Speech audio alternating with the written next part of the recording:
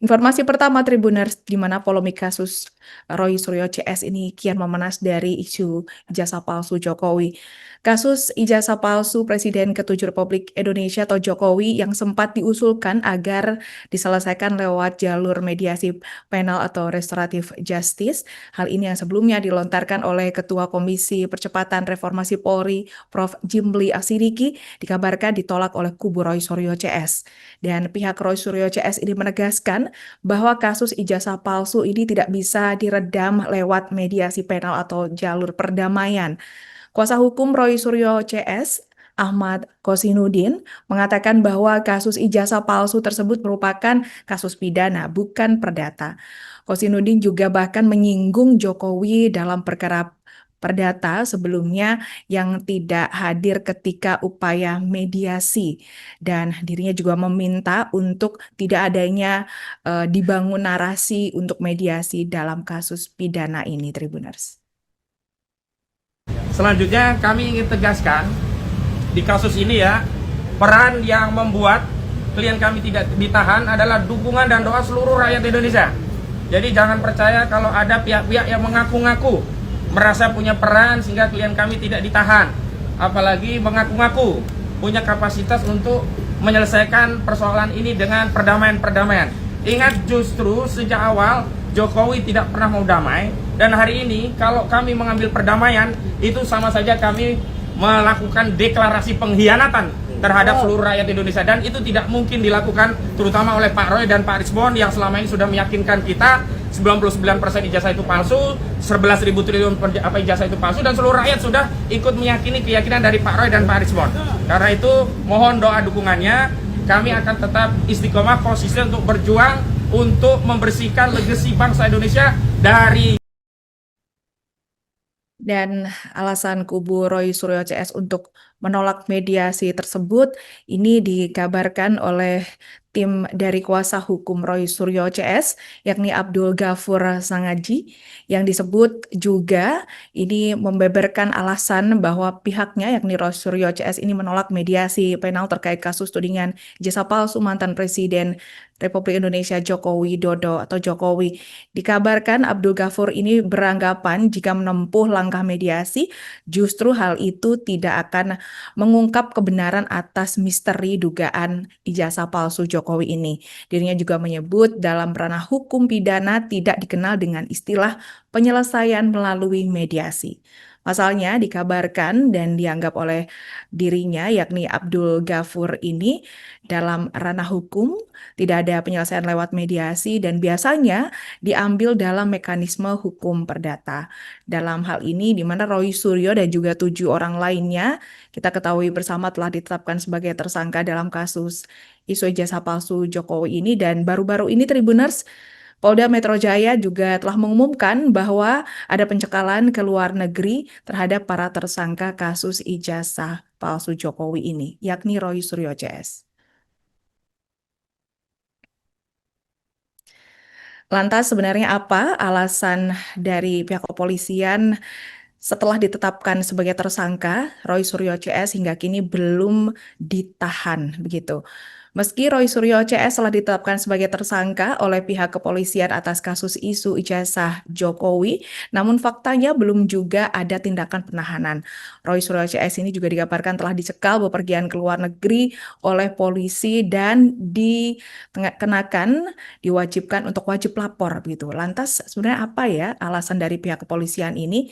Hal ini disampaikan oleh Direktur Reserse Kriminal Umum Polda Metro Jaya, Kombes Pol Imanuddin, yang menjelaskan bahwa alasan pihaknya untuk tidak melakukan penahanan terhadap Roy Suryo CS ini karena disebut menjunjung tinggi asas-asas dalam undang-undang yang mengatur di dalam proses pemeriksaan dari ketiga tersangka.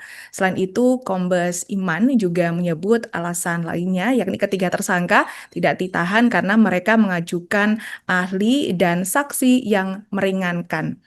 Kombes Iman juga mengungkapkan adanya rencana pihaknya akan mengundang Roy Suryo CS dalam waktu dekat untuk diambil keterangannya. Namun meski demikian, Kombes Iman ini belum mengungkapkan mengenai kepastian kapan pemeriksaan ini akan dilakukan terhadap Roy Suryo CS. Dan Hal ini akan kita tunggu bersama bagaimana langkah selanjutnya dari pihak kepolisian. Apa yang kemarin disampaikan oleh Polda bahwa salah satu sebab tidak ditahannya klien kami karena kami mengajukan sejumlah saksi dan ahli.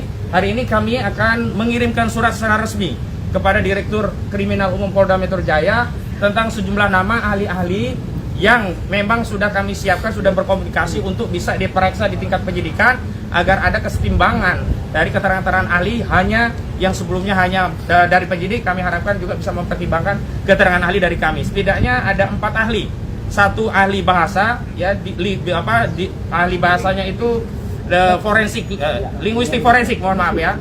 Kemudian ada ahli pidana, kemudian juga ada ahli ITE. Untuk linguistik forensiknya kami sudah siapkan nama-nama dan nanti akan kami sounding, dan kami sudah meminta agar pemanggilannya melalui kami dengan waktu yang cukup agar nanti kami juga bisa menghubungi ahli-ahli kami. Kenapa demikian? Karena kami juga butuh mendapat persetujuan dari institusi masing-masing karena ahli ini adalah apa yang kemarin disampaikan oleh Polda bahwa salah satu sebab tidak ditahannya klien kami. Baik, terima kasih. Jadi jelas ya teman-teman. Assalamualaikum warahmatullahi wabarakatuh. Tadi sudah diterangkan oleh koordinator tim non litigasi kami, Pak Ahmad Kosinuddin, bahwa kehadiran kami di sini itu adalah untuk menindaklanjuti dan kita mengapresiasi langkah dari Polda Metro Jaya yang telah menyebutkan bahwa kami akan mengajukan sejumlah nama. Sejumlah nama itu penting karena apa? Satu ya, misalnya ahli ITE. Informasi dan transaksi elektronik dengan Undang-Undang Nomor 11 tahun 2008, kemudian sudah direvisi menjadi Undang-Undang Nomor 19 tahun 2016, terakhir direvisi Nomor 1 tahun 2024, itu sudah disusun oleh orang-orang yang mengerti undang-undang. Dan yang akan kami ajukan ini adalah orang yang ikut menyusun Undang-Undang Informasi dan Transaksi Elektronik, pernah menjadi bagian dari pemerintahan selama belasan tahun ya, bahkan mungkin puluhan tahun. Jadi bukan sekedar orang, katakanlah dia dosen di sebuah kampus, kemudian dia membaca Undang-Undang ITE, dia menerjemahkan sendiri Undang-Undang ITE. Jadi kalau hanya itu, banyak orang yang bisa membaca dan menafsirkan, dan kemudian jadi salah. Salahnya apa? Kemudian ada pasal 32, kemudian ada pasal 35 yang tiba-tiba ditimpakan atau diselundupkan kepada saya, Dr. Resport, dan juga mungkin kepada teman-teman yang lain. Itu adalah pasal yang salah, karena berulang kali biasanya mengatakan, kan ijazahnya analog. Ya. Pasal 32-35 itu tentang dokumen elektronik. Kami mengupdate beberapa hal dan nanti juga ada 2 agenda yang kami lakukan di Polda Metro Jaya sehubungan dengan ditingkatkannya penyidikan ini dengan status ada tersangka begitu. Yang pertama, kami mohon maaf karena saat Pak Roy, Pak Rismon pulang dari pemeriksaan dan tidak tahan, kami belum sempat mengupdate konferensi pers saat itu. Yang jelas yang pertama kami ucapkan terima kasih kepada seluruh rakyat Indonesia yang mendukung klien kami, Pak Rismon, Pak Roy, dan yang lain. Apa yang kemarin disampaikan oleh Polda bahwa salah satu sebab tidak ditahannya klien kami karena kami mengajukan sejumlah saksi dan ahli. Hari ini kami akan mengirimkan surat secara resmi kepada Direktur Kriminal Umum Polda Metro Jaya tentang sejumlah nama ahli-ahli yang memang sudah kami siapkan, sudah berkomunikasi untuk bisa diperiksa di tingkat penyidikan agar ada kesetimbangan dari keterangan-keterangan ahli hanya yang sebelumnya hanya dari penyidik. Download Tribun X sekarang, menghadirkan lokal menjadi Indonesia.